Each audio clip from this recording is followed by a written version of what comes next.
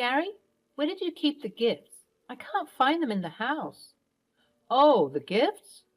I noticed a discomforting look on Gary's face. I affirmed, Yes, the gifts. What did you do with them? I sold them. What? Why the hell did you sell the gifts? I needed the money, so I sold them. Anyways, those gifts were of no use to you. Have you lost your mind? Those gifts were a relief to our pockets. Most of the gifts were essentials for the baby. Why are you creating such a scene out of these trivial things? Well, those gifts were gifted by my parents, so I can do anything with them. They are mine. Hello, my name is Molly. I'm a 34-year-old nurse married to Gary, who is a businessman. Gary has fishery farms where the fish is harvested and later exported to different places. Gary was a fun-loving, energetic man who was always so full of life. After my hectic hospital shift, I looked forward to spending my leisure time with Gary. Our life was moving smoothly for some time until Gary suffered a major loss in his business. The ship exporting the fish from Gary's farm overturned in a storm. Gary was a small businessman, and this loss was insufferable for him. He went into extreme depression. I tried to console him emotionally. Perhaps that was the only thing I could do to comfort him. I didn't have enough savings to help him recover from the loss. I cooked his favorite meals and took him out to his favorite pizza places and gaming parlor. I tried to comfort him as much as I could. Gary spent weeks lying on the couch and playing video games. We visited his farm for a few hours in the day and spent most of his time lounging on the couch, doing nothing. He didn't help me with the household chores either. It was difficult for me to manage the household chores after my stressful shift at the hospital. Being a nurse, I have to extend my shifts and sometimes work night shifts as well. Even on the days when I worked overtime, I cooked meals, cleaned the house, and did other household chores before calling it a day. Gary wouldn't bother to even clean his plates. To be honest, I was annoyed at this sight after a while. I might sound harsh, but these challenges were a part of business, and people dealing in these businesses should be aware of all the consequences. I have very limited business knowledge, but I understand that after a breakdown, one should get faster at his work, reanalyze and re-strategize the work instead of mourning over it. Wasting time on mourning over the loss would add nothing but more trouble for the business. Although I didn't say any of these to Gary, I gave him all the time he needed to nurse his loss. After a month or so, I mustered the courage to confront Gary on this matter. Hey, Gary, I know you're feeling too low after that damage, but don't you think you should be moving on now? I mean, instead of mourning, shouldn't you focus on fixing things? Perhaps if you continue to have low spirits, things might get even worse for you. You're so insensitive and selfish. Molly, instead of being supportive of my situation, you are lecturing me about the business rules. Gary's reaction was very much expected, and I didn't mind those words. I knew he was feeling low, yet I wanted to put my thoughts to him. Honey, I know I might sound rude at this point, but I think you're damaging your business further by wasting this time, mourning over the last deal. Having said that, it's your business. I only wish good things for you. You know I love you. Gary was disgruntled by my words, but he preferred to plug in his earphones and concentrate on his video games. It took him more than a month to get back to his business schedule as usual. I felt relieved that finally things are getting normal. However, I noticed a gradual change in Gary's schedule. He had no routine for coming home. Sometimes he came after midnight and sometimes in the morning, and on some days he didn't come home at all. Whenever I inquired him about his odd routine, he would brush me off with his snarky response. Businessmen don't have shifts, you know. We are the owners of our time and work. His snarky response made me wonder about the reason for his growing arrogance. After a few months, Gary again suffered a loss, but this time He did not lounge on the sofa and mourn. Instead, he got moody and rough. The change was visible. He was no longer a happy-going person. He was more stressed, and for some reason, he was always in a hurry. God knows what he was up to. One day, Gary came up to me and asked me very politely, "Honey, I need some money to scale my business. I'm really in stress these days. Do you have any savings to spare?" I was shocked at this sudden ask. "Well, I've been running this house for the past many months after your business suffered that loss. Besides, I have lived my life on the edge, so I don't have enough savings." Yes, that's right. I was the kind of person who believed in enjoying my life to the fullest, at least in my 20s, so I spent most of my savings for traveling and exploring new places. My answer didn't go too well on Gary. He made a disgusted face. After a while, I too felt guilty for not helping him. I was saving as much as I could for a trip to Florida. I thought to myself, can't I sacrifice one trip for my husband? And the answer was yes, I can. Or rather, I should. As a married couple, we should help and support each other. So I decided to give the money which I was saving for my next trip to Florida. I was hopeful that he would pace up his business and things would be fine again. Unfortunately, that never happened. It was during this time I got pregnant. That was the happiest moment of my life. Gary was happy too, but he looked concerned. I was confused at his mixed emotions. "Gary, ain't you happy with the news? What's bothering you?" "I'm happy for the baby too, but—" "But what?" "I'm a little worried if I'll be able to give a decent life to the baby with my unstable income. Isn't the baby happening too early?" "The baby is happening just at the right time. I want the baby and I'll keep it." Gary was annoyed at my response. He wasn't ready to take up the responsibilities of the baby. I brushed it off with the thought that Gary was just too overwhelmed. Men usually feel overwhelmed by the news of the first pregnancy, and especially if it is not planned, because the baby adds to the responsibility. Honestly, I was also concerned about Gary's unstable income. It's extremely difficult to run a house and provide a good life for a child with just one income. We cannot just depend on my income alone, but I was also sure that once Gary becomes a father, he would understand his responsibilities and everything would be fine. I thought Gary would get serious with his work now, but instead, Gary was becoming reckless day by day. Borrowing money became a habit for him. He always had an urgent and exclusive reason for borrowing money.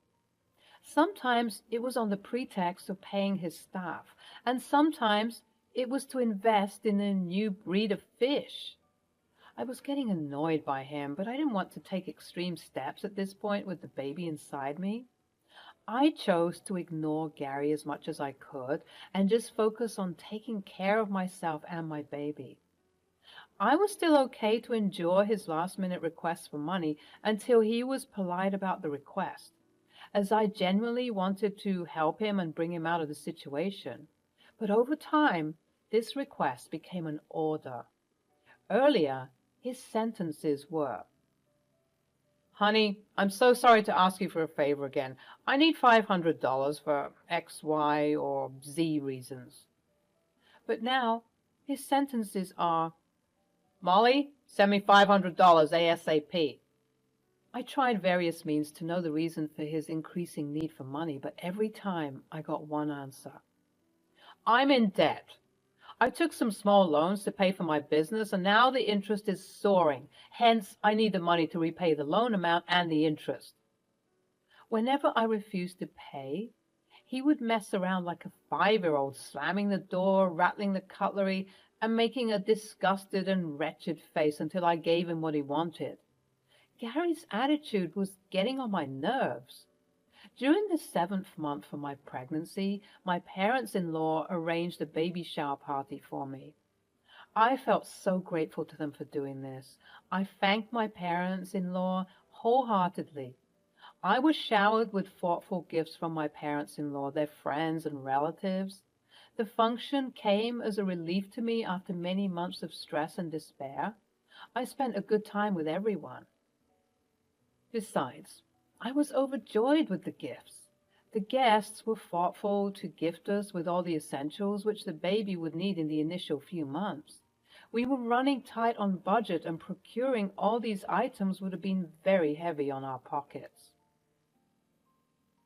The next morning when I woke up, I saw the living room was empty and the gifts were gone. I thought Gary would have kept it in the storeroom. I went to the storeroom to check, but there was no sign of any gift. Gary was not at home. I called him, but he didn't answer my call. When he came back, I asked him, "Gary, where did you keep the gifts? I couldn't find them in the house." "Oh, the gifts, I noticed a discomforted look on Gary's face. "Yes, the gifts. What did you do with them?" "I sold them." "What? Why the hell did you sell the gifts?" "I needed the money, so I sold them. Anyways, those gifts were of no use to you."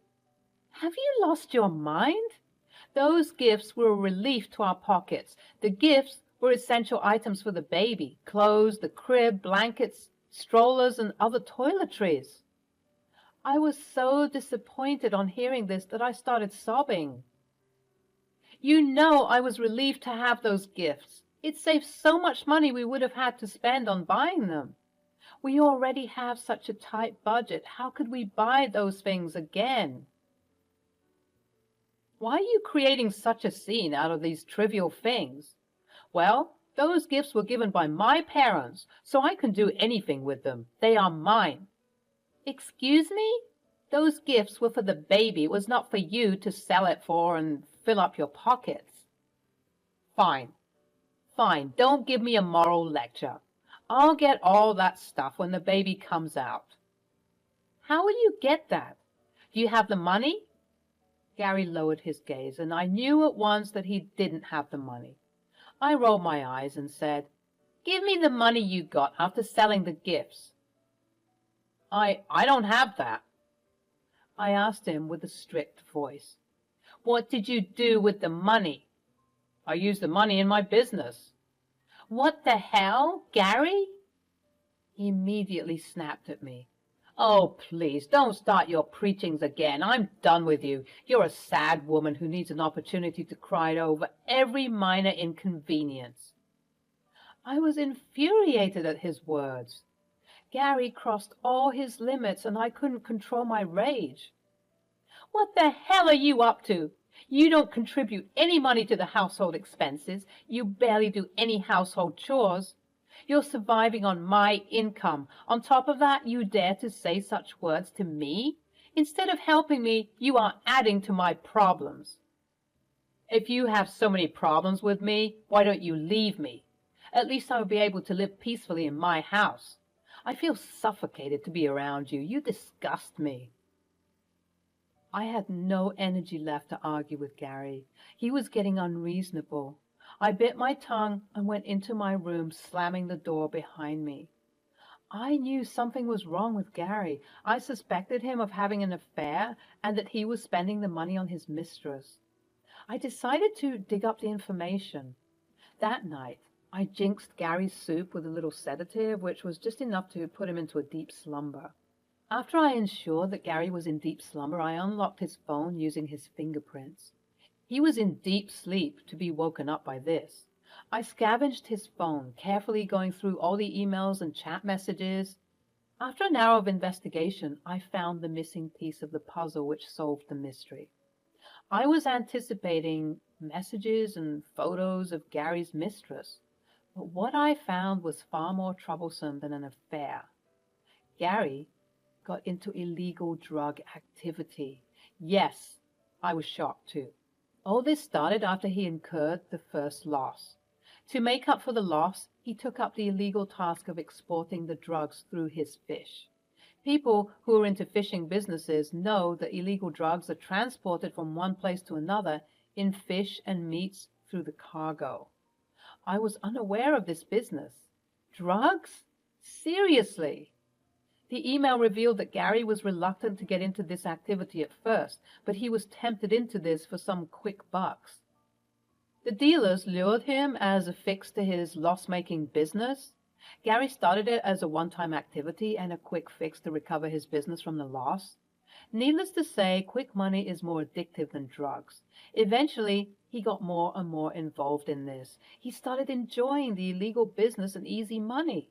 This was the reason for his sudden arrogance. Illegal business is a slippery slope, and Gary too slipped towards his downfall. It took him down in no time. The second loss which Gary suffered was bigger and more horrendous. The second time, when the ship overturned, not only the fish, but the drugs too were engulfed by the ocean waves. The drug dealers were torturing Gary to pay for the losses, as it was Gary's responsibility to transport it safely. I figured out all this information from the conversation Gary had with the dealer. I could no longer stay with a criminal. Besides, I'm a nurse, and I've witnessed the suffering of people because of drug abuse. It is morally and ethically wrong. I collected all the evidence which was required to prove my case, cleaned all the history of tampering, and kept his phone back. I couldn't sleep for the rest of the night. The next morning, while Gary was still asleep, I packed my bags and left the house. I went to my colleague's house and narrated everything. She was my trustworthy friend. I was too scared to lodge a police complaint by myself. I was worried that the evidence I collected from Gary's phone would take down a lot of people along with him. So if he or any of his acquaintances get to know that it was me who has exposed them, then I might get into serious trouble. My colleague had a cousin who was a lawyer. She called him up and he was there at her house in no time. The lawyer suggested that I can provide all these details to the police anonymously. The police would conduct an independent investigation, and if my evidence turned out to be true, the police would register the case on their own and arrest the suspect. I would come out clean. I followed the lawyer's suggestion. He had contacts in the police department, and I gave all the evidence to the police as an anonymous person. On the other hand, when Gary woke up in the morning, he saw that I had left the house with some of my belongings. He thought that I was angry with him because of the gifts. He texted me, "I know you, bitch. You're flaring up because of those stupid gifts. You'd be hoping that I'll fall on my knees to apologize to you and beg you to return home. I'm not going to do any of it." I saw his message and I ignored it. I was happy that they had assumed this. It would give me the time to execute my plan without Gary getting suspicious of my absence. I was a 7-month pregnant woman going through this turmoil and plethora of emotions. I was terrified with the thought if Gary finds out that it was me, he might try to harm me or my baby. I was in extreme adversity. As we planned, the police took a week to investigate the matter. The evidence had the contacts and conversations that Gary was having with the dealers. My colleague suggested I stay with her until everything is sorted. After a week, I got a call from the lawyer that the police investigation had confirmed that my evidence was true, and Gary, along with a few others, would be pressed with criminal charges. I didn't know whether to be happy about this news or if I should be sad that Gary would be behind bars. I was still anxious. After a few hours, I got a call from a number. When I answered it, Gary was on the other end. I was trembling with fear, wondering if he already knows the truth. Gary spoke to me in a fearful tone. "Babe, I need your help. The police have arrested me. They have pressed charges of some drug-dealing activity. I'm innocent. I know you were still angry with me for that gift thing, but please help me now. Get me bail and a lawyer. We can sort out our differences when I'm out of here." I sighed with relief that he didn't know the truth. "Gary, I don't want to be associated with any criminal. Forget about the bail. I'm going to break all ties with you. I'm filing for divorce." I hung up the phone without giving him the chance to speak. This was my plan. The lawyer had suggested that once Gary is arrested, I can file for divorce on the grounds of disassociation from a criminal. Neither Gary nor any of his acquaintances would suspect my move, and I could be safe. The news of Gary's arrest reached his parents. After I denied the help, Gary called up his parents and they too refused to help him, stating that it would damage their reputation if they support a criminal. This made my plan easier. I filed for the divorce and it was settled smoothly. A year has passed since that incident. I gave birth to a gorgeous baby girl. When I look back to those times, I pat myself for following my instinct and sleuthing on Gary.